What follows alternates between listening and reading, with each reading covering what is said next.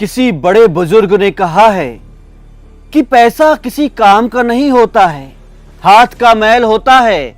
हम जाते हैं ऊपर, पैसा यहीं रह जाता है, पैसा किसी काम नहीं आता है।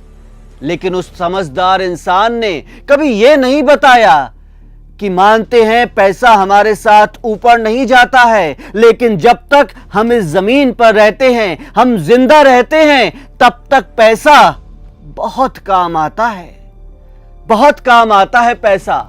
और यही पैसा कमाने की जुगत जो हो रही है आज आरती यादव, क्योंकि आज आरती यादव अकेली नहीं है, उस पर पूरे परिवार की जिम्मेदारी है। उस परिवार की जिम्मेदारी है जिस परिवार का एक मासूम लड़का अपनी जान से हाथ गंवा बैठा और सारा का सारा इल्जाम लग रहा है आरती पर। मानते हैं कि आरती की कोई गलती नहीं थी, उसने एक मोहब्बत की थी, एक सच्ची मोहब्बत की थी, अपनी जिंदगी की पहली मोहब्बत की थी। कुछ लोग इस बात से भी इत्तेफाक नहीं रखते हैं कि आरती ने पहली मोहब्बत की थी या फिर नहीं की थी, उसका कोई और आशिक था या फिर छोटू उसका पहला प्यार था। तो इसका सबसे बड़ा सबूत यही है कि आरती अपनी पहली मोहब्बत के लिए ही आज अपने माता पिता दादी और तो और अपने भाई, अपने सारे सगे संबंधियों के खिलाफ हो गई है। क्यों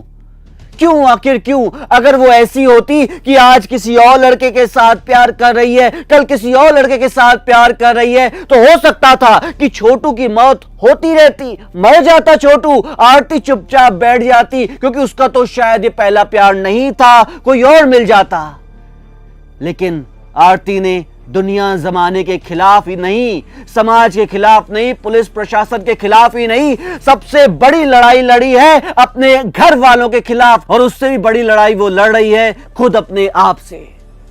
नमस्कार, सत श्री अकाल, आदाब, गुड डे साथियों। आज मैं आरती छोटू केस की एक ऐसी अपडेट आपके सामने लेके आऊंगा जिससे आप शर्म महसूस करेंगे कि क्यों आप इस दुनिया समाज में रहते हैं जो किसी एक मासूम सी लड़की को अकेले जिंदगी जीने नहीं देता है, उसकी जिंदगी दुश्वार कर देता है। उस समाज में आप भी रहते हैं, हम भी रहते हैं, लेकिन कुछ कर नहीं सकते हैं। हालांकि हम अपनी तरफ से पूरी कोशिश कर रहे हैं कि आरती को न्याय मिले, उस छोटू के मां बाप को न्याय मिले जिसने उस बेचारे मासूम से बच्चे की अर्थी को अपने कंधों पर उठाया, उसको न्याय मिले। हम इस मुहिम को जारी रख रहे हैं और ये अपडेट बताना चाहते साथियों आपको कि आज आरती की इतनी बदनामी हो रही है। कुछ लोग कमेंट बॉक्स में ऐसा लिख रहे हैं, हालांकि हम उनका नाम नहीं दिखा सकते हैं क्योंकि वो अपने मैसेज में ऐसा लिख रहे हैं कि क्या आरती कोई देवी है जो हम उसके समर्थन में इतना कुछ लिखे जा रहे हैं, इतना कुछ बोले जा रहे हैं। तो साथियों, मैं इतना ही कहना चाहूंगा कि देवी या देवता सतयुग के जमाने में हुआ करते थे। कलयुग में तो इंसान ही अगर वो अच्छे कर्म करता है तो सीधे प्रभु विष्णु के धाम वैकुंठ लोक में पहुंच जाता है। इसीलिए कलयुग में वही देवी है, वही देवता है जो सत्य के साथ खड़ा है, क्योंकि कलयुग में 3 पग अधर्म के हैं और एक ही पग केवल बच जाता है धर्म का, सत्य का, और उसी सत्य के साथ खड़ी हुई है आरती। हम ये नहीं कह रहे हैं कि आरती पूरी तरीके से दूध की धुली है या सही है, लेकिन आज की सिचुएशन में वो बेचारी अकेली हो गई है। लोग, समाज, उसके अपने घर वाले, गांव वाले, सब लोग उसके खिलाफ खड़े हो गए हैं, उसको मारने की धमकी दे रहे हैं। वो कहीं अकेली आ जा नहीं सकती है, इसीलिए वो सरकार से ये कह रही है कि मुझे सरकारी नौकरी दो।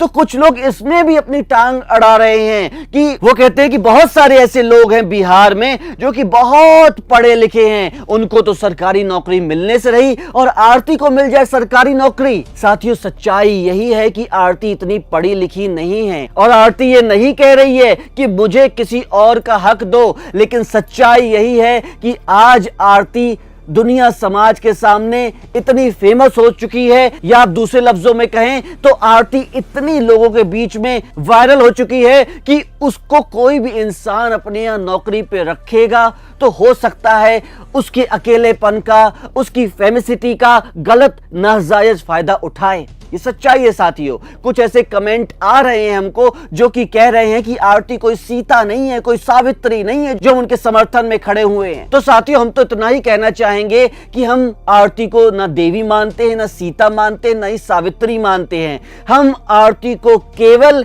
एक समझदार और अपनी जिम्मेदारी निभाने वाली नारी मानते हैं। वो नारी जो कि अपने दम पर छोटू के परिवार को पालने की बात कर रही है और अपने इंटरव्यूज में बोलती है कि मुझे सरकारी नौकरी मिलेगी तभी तो मैं छोटू के परिवार की कुछ सेवा कर पाऊंगी।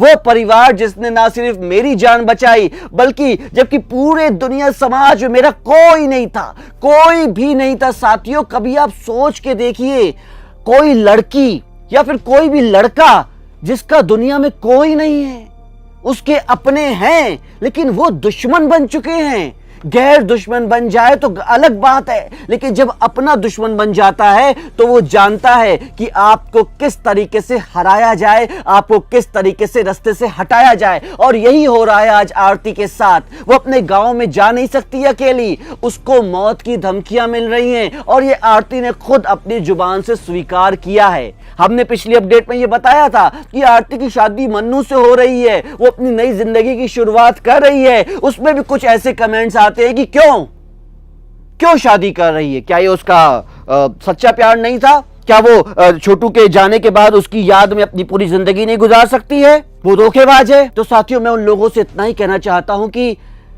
किसी भी इंसान को जो कि बालिग है अपनी जिंदगी के फैसले खुद लेने का हक है। और हमारे कुछ दर्शक हैं ऐसे जो कि आरती के सपोर्ट में हैं, उस आरती के सपोर्ट में हैं जिसके सपोर्ट में आज दुनिया नहीं है, समाज नहीं है, उसके अपने घर वाले नहीं है। मैं आज उन लोगों की जुबानी पढ़ूंगा जिससे आपको शायद समझ में आएगा कि आरती की आज की सिचुएशन जो है उसके लिए हमारे दर्शक क्या सोचते हैं। हमारे पहले दर्शक साधना ओझा जी बोलती हैं कि अगर आरती ऐसा नहीं करेगी, मन्नू से शादी नहीं करेगी तो किसी से ना किसी से शादी तो करना ही पड़ेगा। अगर उससे शादी नहीं करेगी तो भी उसको समाज जीने नहीं देगा, क्योंकि लड़कियां कितनी भी अच्छी रहें अगर उसको अच्छाई का समाज नाम नहीं देता है, बुराई का नाम देता है, ये समाज बहुत घटिया है।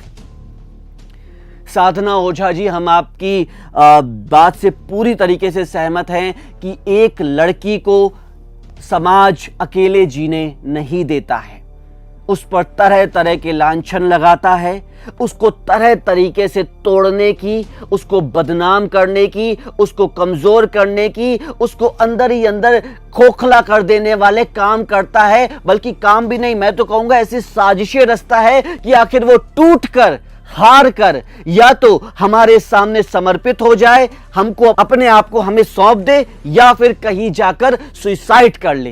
तो क्या चाहते हैं समाज के ठेकेदार कि छोटू चला गया, उसका सच्चा प्यार चला गया, उसका होने वाला पति चला गया, उसका सुख संसार चला गया, तो क्या वो आत्महत्या कर ले? क्या चाहते हैं दुनिया समाज के ठेकेदार? कमेंट बॉक्स में जरूर लिखिएगा साथियों। मैं वेट कर रहा हूं आपके उन मैसेजेस का जिन्हें हम पढ़ें, ताकि हमें यह पता चल सके कि आप आरती के बारे में क्या सोचते हैं। और अगर आप गलत भी सोचते हैं, सही भी सोचते हैं, जो भी आपके मन के विचार हैं, प्लीज लिखिए, हम उन्हें अपने प्रोग्राम में शामिल जरूर करेंगे। हमारे अगले दर्शक दिलीप कुमार जी बोलते हैं कि छोटू भाई के बीवी से शादी करना बड़े भाई का क्या अच्छा लगेगा। दिलीप कुमार जी आपकी बात बिल्कुल सही है या नहीं है ये तो हम नहीं कहना चाहेंगे। ये दिलीप कुमार जी बोलते हैं कि छोटू छोटा भाई था, उसका बड़ा भाई मन्नू है और छोटू चला गया, तो क्या बड़े भाई से आरती की शादी करना सही रहेगा? आप रिश्तों को भूल क्यों नहीं जाते एक पल के लिए? वो रिश्ते जो अब हैं नहीं, मैं ये नहीं कह रहा हूं कि उन रिश्तों को भूल जाइए जो अभी एग्जिस्ट करते हैं। आप उन रिश्तों को क्यों नहीं भूल जाते हैं जो अभी है ही नहीं? छोटू अब है ही नहीं तो क्या किया जाए? हमारे हिसाब से तो आरती को यह फैसला लेने का पूरा हक है कि वो मन्नू से शादी करे अथवा नहीं करे, क्योंकि ये उसकी अपनी जिंदगी है।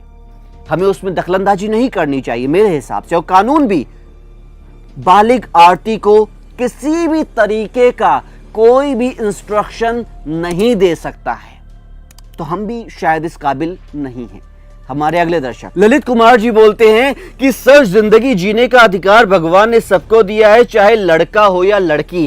क्या बात है ललित कुमार जी, इन्होंने लिखा है कि जिंदगी जीने का अधिकार भगवान ने सबको दिया है। बिल्कुल सही बात की है इन्होंने, क्योंकि कोई कभी किसी से नहीं पूछता है कि तुम्हारा ब्रेकअप हो गया एक लड़की से, तुम्हारी बीवी भगवान को प्यारी हो गई, तुम दूसरी शादी क्यों कर रहे हो। ये सवाल लड़कियों से ही क्यों पूछा जाता है कि तुम्हारा क्या वो सच्चा प्यार नहीं था, क्या तुम उससे दिलो जान से चाहती नहीं थी, क्या तुम ये चाहती थी कि वो मरे और मैं किसी दूसरे से शादी करूं। क्यों, आखिर ऐसा क्यों, आखिर ऐसा एक तरफा सोच वाला ये समाज क्यों है। क्यों नहीं अधिकार है एक लड़की को अपने हिसाब से जिंदगी जीने का। हम मानते हैं कि दुनिया, समाज, जमाना बदल रहा है, लेकिन अभी भी संकीर्ण मानसिकता वाले, छोटी सोच वाले और अपने आप को समाज का ठेकेदार समझने वाले कुछ ऐसे लोग हैं जो कि ये आरती जैसी लड़कियों को, नारियों को अपनी गिरफ्त में रखना चाहते हैं, अपनी मुट्ठी में रखना चाहते हैं। इसीलिए वो चाहते हैं कि उनकी जिंदगी के फैसले हम करें। गलत है ये। अगर आपने अपने आप को नहीं सुधारा, नहीं बदला, तो शायद आपकी भी हालत आरती के घर वालों जैसी हो सकती है, क्योंकि उन्होंने भी ऐसा ही समझा था कि आरती तो हमारी बपौती है, वो हमारी बेटी है, तो उसकी जिंदगी हमारी है, हम चाहे उसके प्यार को मार दें कोई फर्क नहीं पड़ेगा। साथियों, कानून भी कुछ होता है और उसी कानून की गिरफ्त में आज आरती के प्रेमी छोटू के हत्यारे हैं। हालांकि कुछ हत्यारे अभी भी खुले घूम रहे हैं, लेकिन वो भी पकड़े जाएंगे, उन्हें भी नापा जाएगा और उन्हें भी सख्त से सख्त सजा मिलेगी। इसी मुहिम के तहत हम आरती छोटू केस को जिंदा रखे हुए हैं, इस चिंगारी को शांत नहीं होने दे रहे हैं। और आपसे भी यही उम्मीद करते हैं कि आप कमेंट बॉक्स सेक्शन में अपने विचार, अपने सुझाव, अपनी शिकायतें या मन के कोई भी ख्यालात हैं जरूर लिखेंगे, ताकि आरती पढ़े और उसे समझ में आए कि अभी भी समाज के उन ठेकेदारों के खिलाफ, उन अपराधियों, उन हत्यारों के खिलाफ हमारे साथ कोई खड़ा हुआ है। हमारे अगले दर्शक विनोद कामती जी बोलते हैं, बहुत सुंदर बात कही है आपने सर, आपको दिल से सैल्यूट करता हूं। विनोद कामती जी, मेरा भी बहुत बहुत आभार, आपके लिए शुक्रिया आपको देना चाहता हूं। आपने जैसा कहा है कि बहुत सुंदर बात कही है, हमने तो यही कहा था कि आरती की शादी मन्नू से हो जानी चाहिए, अगर आरती ऐसा चाहती है, या फिर आरती के अपने, मैं बात कर रहा हूं उन अपनों की जिन्होंने उनके सगे खून के रिश्ते अपने जो थे, उनके पिता, उनके भाई, आरती के पिता, उनके भाई जो उनको मारना चाहते थे, उसकी जान लेना चाहते थे, उनसे बचा के सुरक्षित अपने घर में शरण दी है, अपनी बेटी मान के चल रहे हैं उसको। अगर वो चाहते हैं, जो कि खून का रिश्ता नहीं है लेकिन खून के रिश्ते से बढ़कर है, तो फिर आरती को जरूर मन्नू से शादी कर लेनी चाहिए।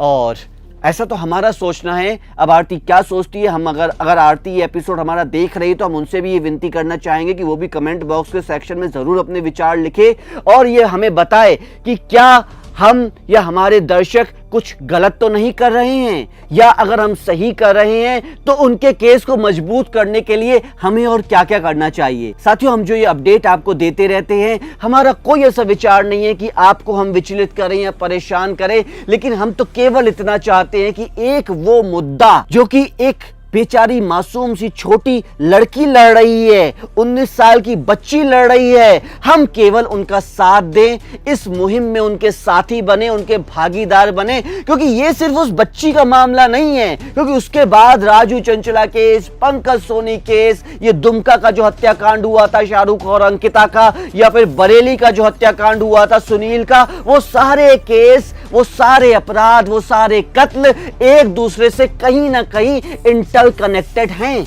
वो सारे ऑनर किलिंग के केस हैं, और ऑनर किलिंग केवल वही करते हैं जिनकी सोच बहुत छोटी होती है, जिनके दिल में केवल और केवल अज्ञान भरा रहता है, जो कि बच्चियों को, बेटियों को, बच्चों को अपने हाथ की कठपुतली समझते हैं। ये केस सिर्फ आरती छोटू का नहीं है, ये केस पूरे समाज का है। इसीलिए हम हर अपडेट से आपको वाकिफ कराते रहते हैं। साथियों, अगर आपको हमारी ये प्रस्तुति पसंद आई है तो लाइक का बटन जरूर दबाइएगा, और अगर आपने अब तक हमारे चैनल को सब्सक्राइब नहीं किया है तो अभी कर लीजिएगा। नोटिफिकेशन बेल का भी बटन ज़रूर दबाइएगा ताकि हर वीडियो, हर प्रस्तुति आपके पास सबसे पहले पहुंचे। और अपने हर एक सगे संबंधी, दोस्तों, यारों के साथ इस वीडियो को साझा कीजिएगा। अगली नई अपडेट में या फिर किसी नई सच्ची घटना के साथ आपसे फिर रूबरू होऊंगा। तब तक के लिए नमस्कार।